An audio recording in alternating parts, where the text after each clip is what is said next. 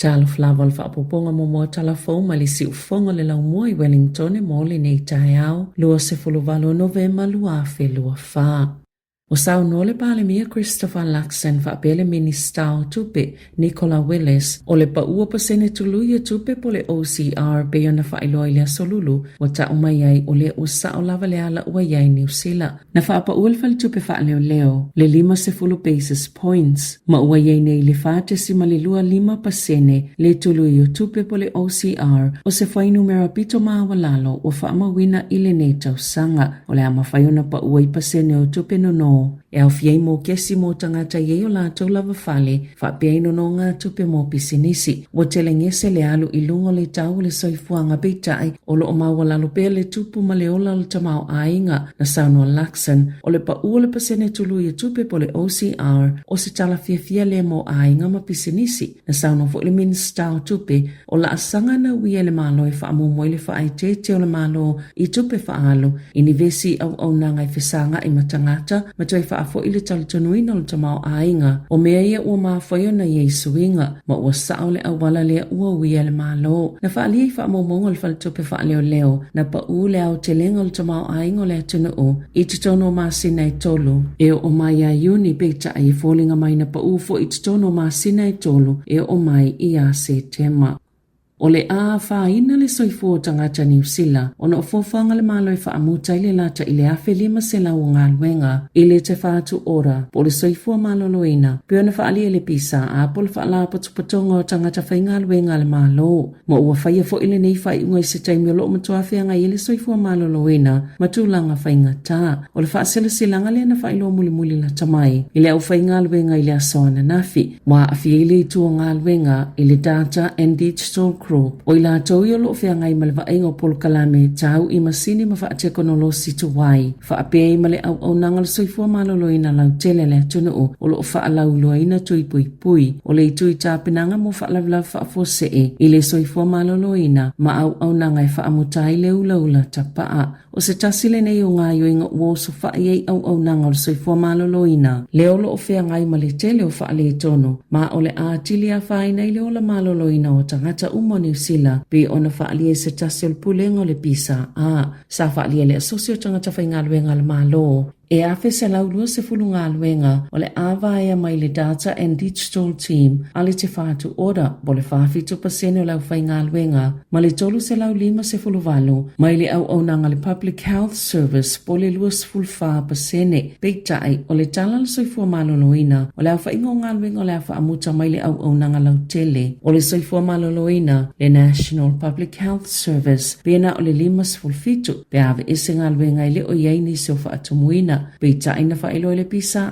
o alato fwy numera o lo o fie ma le tusa ma le tolu se la o avanoa e le iaini sina whaatinoina a e sai tutono le paketi peita ai sa fautua ina e whaamuta o le aso tonu na whaasilsila i le pepesi o le televivini na whaailoa ai i le au nangol soifua maloloina le tūlanga i ngā luenga o le whaina. Ua whaate ia pisinisi ma au nanga o whale o te ulu ma whale te ulu i se pili po se tula whono fōu tau whaofi e ma whaieo na awe tangata ni awa malosi ma o le to o telefoi e le oiloa wala tō solia le tula whono na whaalia le whaipula le East Coast o Dana Kirkpatrick o le tula whono na whaie le loa wha malevalo sa whaasai na i le tula whono le awe le iputi ma le ipukofe po le awa malosi i tangata i o atu i whaafuna pe te wala tō la wau e ua nga le pili fō e sui. Na sauno le whaipule e eilo lanto manato e te tauna mausi nei puwaino e whaato a file mōle le e tangata o te o lanto la wao. O le whaamitalanga Grant Pittman i le te o New Zealand o se tangata yeso na whale te ulu a e alu te tono se whale o te ulu e le na o le te ungolo la wao a e o fuatu le iputi po le kofi po le waina foi pe a te ale 5 i le afiafi. Ai leifo isa tangata e whaiso su enga molo soifua maloloina na whaailoa ni atunga lunga e maasani o na siake le soifua maloloina. La lātou pisenesi, ma lātou te tausisia fo ile soifua maloloina ma le tū mama peitai ele i whai atu lava ia i lātou e whaasā o na ofo i nātu i tangata ni vai inu vevela i tutono le whale te ulu o le popole ngau ia pisenesi o na e ono whaiti tia ile o ato tangata o na ole ale toi o fo i nātu i eini i kofe po o le ti, po o se waina, o lo o au fia i le pili, po o le tula fono fau tau wha aofi, le whaatanga o tamaita i whau, i te tonu o whale te ulu. E to o tasi le tangata na maliu ma le to o sifulu whāna mānunua ina ua la vivia se tama i pasi e tumu i tangata ta whau mai whafo. Mani ta avali se lua i lunga le State Highway 1 i mātou o tirau i le awa uliana nafi. Na ta ua le au nanga o ta avale le whalima e le hato hone St. John e se fulu tolu ta avale na awina ato e tali le whaalam lave ma ave le to o sifulu tolu o tangata mānunua i whalima i waikato rotorua tauranga ma au kilani e to o lua ti ngā ina ma le to o wha e whaifo i situ ngā tele o manuanga o lo wha solo su enga i lea wha lave lave.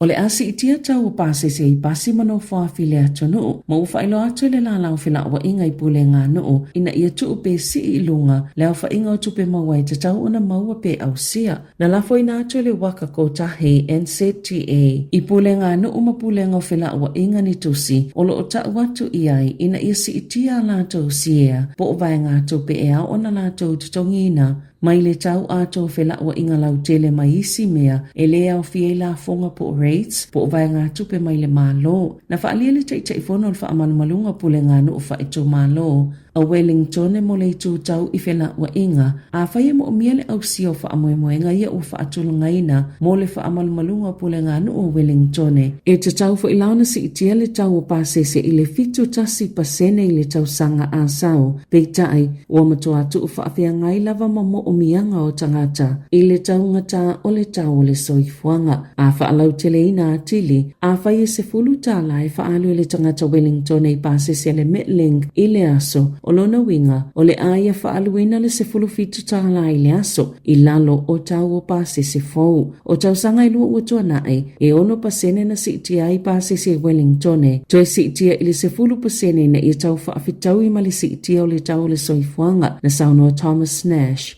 Lato manino i le toi fo'i o tangata e whaongata a wale pe a taungata pasese feo inga lau tele to a tele tangata ai o le a tiri whaale angai nai fo'i le se o manga ma le saonga le mo o awala te tele. Ua whaalia le matanga luenga o whalepuipui, ua whaasolosolo lava ina awea le whalepuipui i Waikeria, ma whalepuipui pito te le i le atunu. Pe a mai ale ngā luenga o ia whale pe ona whaapopo i le silia ma le awhi whaase lau o moenga, na whaasilsila le pale mia Christopher Luxon i le maasina o me. E tasi te si ma le iwa biliona tala na inivesi whalepuipui mo le isi whātau sangolo manai, mai lea vai ngā tupe, e tu sama le whaase lau whaase fululua miliona tala, sato e inivesi whalepuipui mai ni vai ngā tupe na whaasao, mai ngā luenga i ofisa, mani kone karate na fua pau o lato taimi. O le whalepuipui i Waikeria, e no nofo i le to pao alii, e tu sama le to whaase lau whaase fulu, ai lata i le ono se lau moenga e ofi tutono se whale o loo whawina, e lata i le whale o loo iai nei, lea ua fuafua e wha mai a i le tausanga a sau, o le art facility o loo iai se whale mai, biometrics technology, po pol kalame wha te konolosi, e ilo ai tangata ese,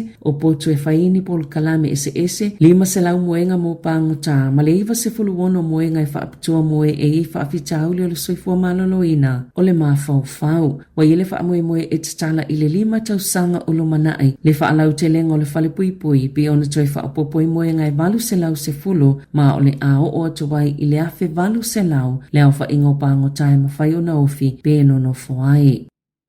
Mai lau whainga atua e to afe lima se lau whai ngā luenga i le MP, po o le mta ngā luenga o pisinisi whaafatunga o mai whauma ngā luenga. E nā o le to tasi lava le Asia, i to finga pule, i le vaenga tasi anga i le tolu, pe o na whaatulanga ia ngā luenga, e luas fulu tolu pasene Asia fau i tutono ngā luenga le malo i le tau sanga whaalitu pe taluai, i au kilani, o le tolu se fulu pasene o tangata whai ngā luenga umalava le malo, o tangata Asia, e le aima se tangata i to tasi mai le to ono se lau o tangata Asia i tutono le matanga luenga tele o whaamsinonga e iai i tutono o se tofinga pule e to a lima awhile au whainga o tangata whainga luenga o lea matanga luenga. O ia whainu mera na whailo i le poti whaaltau sanga matanga luenga o loo whaali ai foi le pa ua tutongi o tangata Asia i tutono au nanga le malo na ilo isi tangata whainga luenga. Tala i ta'alonga, wali ipotesa tus tala mo faipelenga le United States, Dan Rafael, o le alu ina i lupe soli ai Joseph Parker le ali ingelani o Daniel Dubois, mo le fusi o le IBF i Saudi Arabia i le asolus fululu o Februari.